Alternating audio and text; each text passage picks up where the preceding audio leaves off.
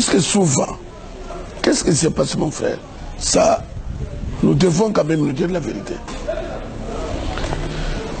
Puisque la guerre de l'Est, parfois les gens ne savent pas. Ce sont des puissances étrangères, et de grandes puissances. Rwanda, c'est un pion seulement. Mais derrière Rwanda, il y a des grandes puissances qui veulent prendre une partie de l'Est. Comme ils ont trouvé qu'il y a trop de richesses, ils veulent prendre ça. Mais comme eux, ils ne veulent pas se faire voir à grand jour, ils utilisent maintenant Rwanda. Que moi j'appelle les pauvres malheureux Rwanda, puisqu'il en payera le prix un jour. Alors, maintenant que nous avons compris que ce sont des forces extérieures, ils privent même cette information pour que ça ne puisse pas se faire entendre dans d'autres pays, dans leur même pays même. Ils payent même leur chaîne pour diffuser les informations du Congo démocratique, ne fût-ce qu'une minute seulement. Mais ces mêmes puissances étrangères ont condamné en bloc l'implication du Rwanda dans cette guerre dans l'Est. Comment c'est une chose et son contraire? Comment ils peuvent être derrière en même temps aussi condamner la chose? Parfois vous ne savez pas les Blancs, mon frère. Vous ne savez pas des grandes puissances comment ils utilisent leurs méthodes de destruction massive. C'est-à-dire que leur condamnation, parlons d'abord de la condamnation. Qui savait que les États-Unis soutenaient Rwanda militairement et financièrement? Canada, et Allemagne, et même la Belgique. Ils ont pu retirer finalement leur soutien. Mais qui contrôle ça? C'est les paroles. Ils disent ça de la bouche. Puisqu'au départ, nous ne savions pas qu'ils soutenaient. Bon, c'est déjà un pas. Nous ne pouvons pas nier que c'est un pas. Mais, je vous dis sincèrement, le blanc donne avec main droite et il les retire avec main gauche. Vraie position, c'est quoi? Nous avons vu Saddam Hussein envahir le Koweït. Si réellement leurs déclarations étaient vraies, sincères, ils allaient appliquer comme ils ont fait en Koweït. Ils ont chassé Saddam Hussein. Mais pourquoi maintenant une force étrangère, ces gens exigent la négociation? Comme si c'était le problème des Congolais. Très bien. Alors comment est-ce que les hommes de Dieu pensent résoudre ce problème? D'ailleurs, vous parlez de l'échec de l'armée. L'armée est piégée. Depuis mon frère journaliste 1+4, Congo démocratique a été piégé. RCD qui était appuyé par Rwanda. MLC appuyé par Ouganda. Et le blanc vous exige table de négociation et fusion de l'armée. Ils savent très bien que derrière RCD, il n'y a que les militaires rwandais. Quand vous fusionnez, on vous exige que vous preniez des généraux. C'est cette vérité qu'on ne veut pas que les gens parlent. Moi, en tant que serviteur libre, je parle en tant que Congolais. Quand il y a eu fusion maintenant, mais il y a eu des généraux rwandais, ougandais dans notre armée. Ils trouvent que ce n'est pas suffisant. Ils créent encore un autre mouvement. Table de négociation. On injecte encore. Nous avons. Maintenant, qu'est-ce que vous allez faire? Quand vous faites un plan, ils dénoncent. C'est ça, c'est que les Blancs, ils ont piégé notre armée.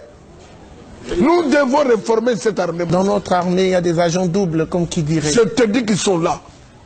C'est pour cela que notre armée ne peut... Qu'est-ce qu'ils vont faire? Ça, ce n'est pas même les Rwandais. Ce sont de grandes puissances qui manipulent notre armée.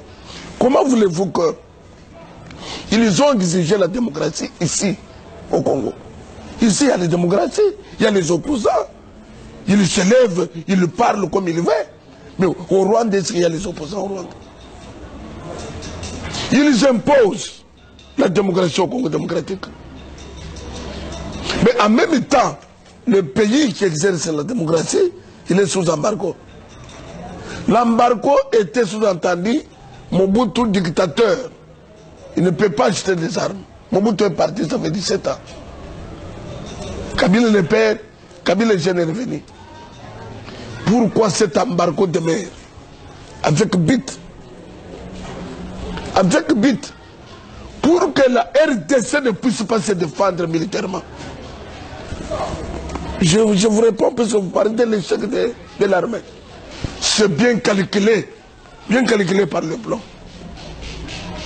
Qu'il enlève l'embargo, que le Congo démocratique puisse aussi se doter des armes sophistiquées.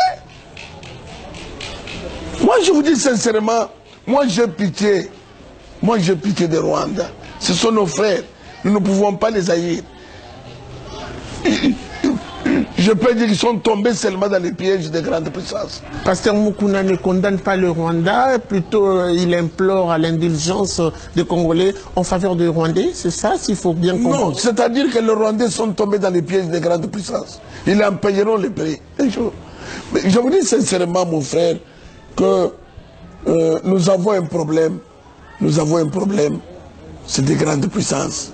Ils ont trouvé que à l'est de notre pays, il y a des richesses énormes. Alors, leur problème, c'est prendre le parti de l'Est. Mais nous nous disons non. Le Congo ne cédera pas même une portion de terre à une étrangère. Vous savez que le président Sarkozy, en son temps, il avait déclaré que le Congo partage ses richesses avec ses voisins. C'est comme si la France a déjà partagé ses richesses avec ses voisins, les Belges, qui sont tout près, et l'Allemagne aussi, qui est à côté. Mais il exige le partage des richesses du Congo démocratique. C'est ça leur problème. En parcourant le monde, mon frère, nous avons trouvé que le problème du Congo, le malheur, c'est les richesses. Nous avons en face de nous un pasteur très confiant, déterminé. Mais parlez-nous un peu de votre implication dans cette guerre, je dirais, aujourd'hui chrétienne, parce qu'il y a, je dirais, une participation en masse aujourd'hui des pasteurs, des différentes confessions religieuses. Dites-nous, comment est-ce que vous pensez changer les choses? Simplement avec une prière? Non, non seulement avec la prière. La pétition n'est pas la prière.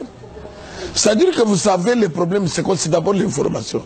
Si vous suivez les chaînes de télé, même des chaînes étrangères, mais le problème de Syrie, c'est à tout moment, à chaque instant, qu'on diffuse, c'est ça les images.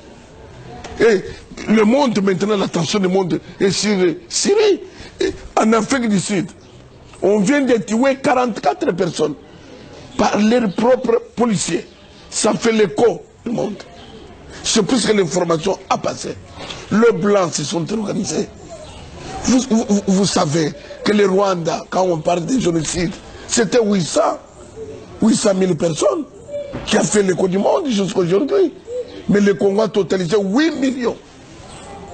Mais qui en parle? Et vous pensez changer les choses seulement avec une pétition? Non.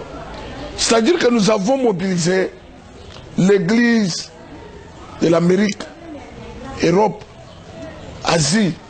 Dernièrement, il y a eu un représentant de l'Église catholique des États-Unis, il était ici.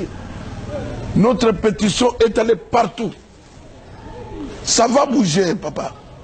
Vous savez que quand il y a eu réaction à cause de la mort de Patrice Emery Lumumba, c'est plus que l'information avait circulé. Nous voulons faire circuler le message. Quand les Américains verront les images de l'Est, ils vont se soulever chez eux. Les Américains, même les Français que vous voyez là, ils ne savent pas ce qui se passe chez nous. Leur gouvernement, l'État français, ils prive l'information des images. C'est le travail que nous allons faire. Pour notre cher pays, chaque peuple a un pays. Et chaque pays a un peuple. Nous nous appartenons au Congo démocratique. C'est notre cher pays. Avant d'être pasteur, ce Congolais. Pasteur Mukuna, avez-vous aussi une coloration politique? Parce qu'aujourd'hui, on dit lorsqu'il y a un échec, c'est tout le gouvernement, la responsabilité n'est pas partagée, elle est générale. Peut-être parce que vous avez une certaine coloration politique et vous ne voulez pas que votre parti puisse tomber dans toutes ces accusations ou considérées comme un échec par rapport à votre gestion de la chose publique. Les institutions passent. Il n'y a pas ici question de coloration politique. Moi, je lutte pour notre pays. Aujourd'hui, Kabila passera, le Congo restera. C'est ce que les gens oublient. Vous savez, même les Blancs, les Américains, tout comme les Français et les autres, il y a des gauches, il y a des droites, il y a les démocrates, il y a les républicains. Mais quand il y a question de terrorisme, mais ils parlent le même langage.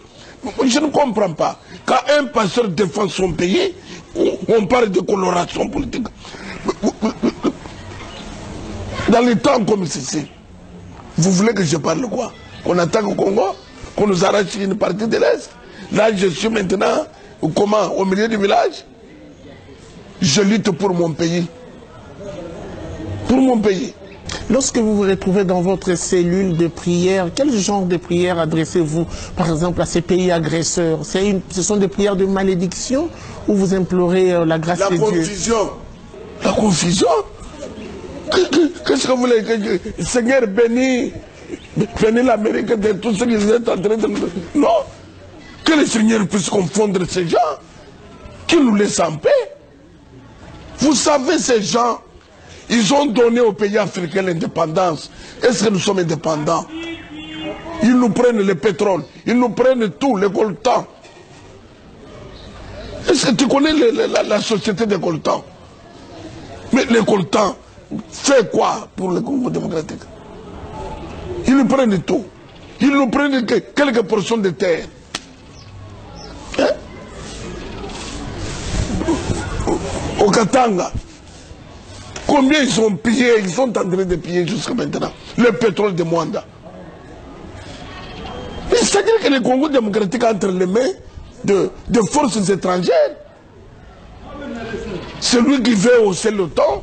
Donc, moi j'ai pitié, mon frère, ne me poussez pas trop parler, ça révolte. Vous êtes sidéré par la situation, pourquoi n'êtes-vous pas tenté de faire la politique pour dénoncer haut et fort? Non, je ne suis pas politicien, mais la façon où on tue nos frères, et vous voyez, on est en train de piécer une personne, et on prend les morceaux, on fait manger ça à une femme, les morceaux du corps de son mari. Parfois, vous n'avez pas vu ça, mais ce que nous voyons chaque jour, ça révolte l'esprit pour défendre notre pays. Défendre notre pays. En tant qu'homme de Dieu, on vous sent dans tous vos états. Quel est le message que vous pouvez lancer à ces nombreux chrétiens qui vous suivent, aux Congolais même en général? L'unité. L'unité des Congolais. Puisque le Congolais est prêt pour faire du mal à son frère. Mais pour lutter pour son pays, le Congolais dort. Nous voulons l'unité, que ce soit les gens de PPRD, IDPS, MLC, tout tendance confondues. C'est le moment d'unir l'effort et de combattre pour que personne ne puisse toucher même une portion de terre de notre pays. Voilà, nous allons finir par cette question. Récemment, nous étions dans une rencontre du peuple, en fait, de Banyamulenge, qui ont crié fort qu'ils étaient molestés par certains Congolais dans l'Est, comme ici à Kinshasa. Ils sont victimes de certains traitements injustes. Pensez-vous, condamnez-vous d'abord ces comportements de Congolais? Les Rwandais, d'abord, ce sont nos frères. Je vous dis sincèrement, même l'Église de Rwanda nous soutient. Les gens qui sont au pouvoir, ce ne sont pas tous les Rwandais. Et ne pensez pas que tous les Rwandais sont d'accord avec Kagame. Moi, je ne suis pas d'accord qu'on puisse agresser un Rwandais ici. Non. Ce sont nos